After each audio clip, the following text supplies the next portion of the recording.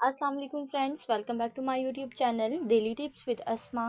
आज की इस वीडियो में हम आपको बताएंगे सनिया नाम के बारे में अनोखी और दिलचस्प मालूमात। सनिया नाम का शुमार लड़कियों के नामों में होता है। सनिया एक इस्लामी नाम है। सनिया नाम की इब्तदाई तारीख अरबी ज़ुबान से निकलती है। सनिया नाम की लड़कियों के लिए खुशकिस्मत नंबर 6 माना जाता है। माहिरीन के मुताबिक सनिया नाम की लड़कियां बहुत प्यारी होती हैं।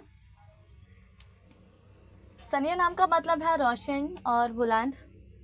सनिया नाम की लड़कियों के लिए खुशकिस्मत दिनों में बुध और मंगल का दिन शामिल है।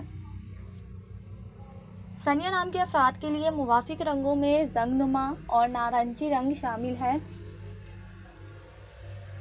सनिया नाम के अफराद के लिए मुवाफिक पत्थरों में पुखराज पत्थर शामिल है।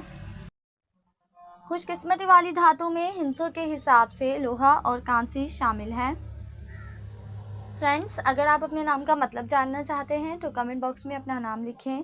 इंशाल्लाह हम आपके नाम की वीडियो ज़रूर बनाएंगे। Thanks for watching. अल्लाह हाफिज़।